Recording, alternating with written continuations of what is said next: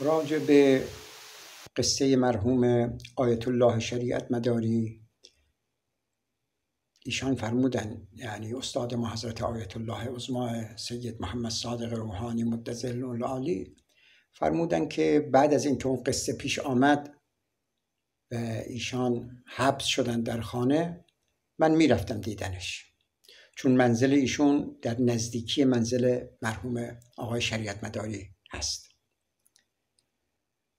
من پرسیدم قضیه چی بوده؟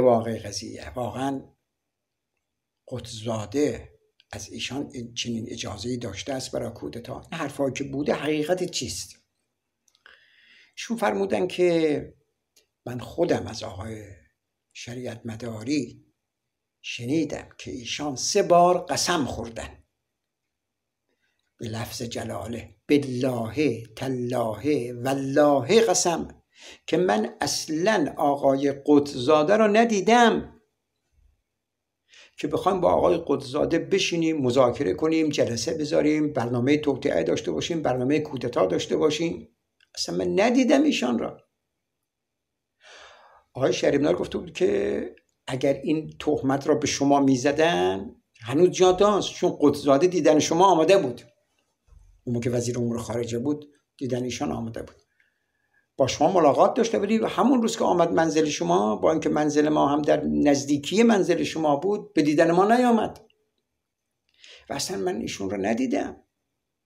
که حالا بعدن اون وقت آقای منتظری در اون خاطراتش نوشت که بله اون احمد آقا گفته بود دیگه 2 تا خمینی نمیشد، ایشان باید مثلا حذف بشه، حالا اونجوری که آقای منتظری در خاطراتش نوشته بود.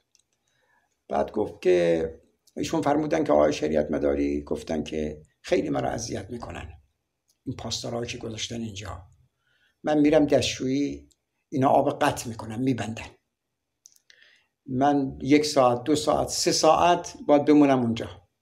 حالا ببینید مرد پیر، مرد بالای 80 سال،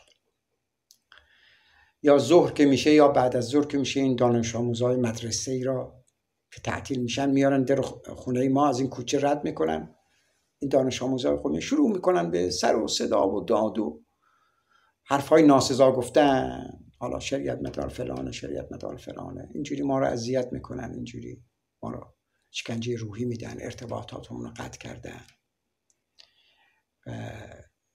همین نکته این بود که ایشان گفت 3 بار قسم خورده بود که اصلا من قطزاده را ندیدم و اصلا 3 بار با لفظ جلاله قسم خورده بود که اصلا چنین چیزی نبوده است. قضیه توطئه و کودتا و بمباران جماران و اینها همه ساخته و پرداخته خودشان بوده است. این مقداری که حالا برای من حضرت آیت الله عظما روحانی نقل کردن در این قصه همینقدر بوده است.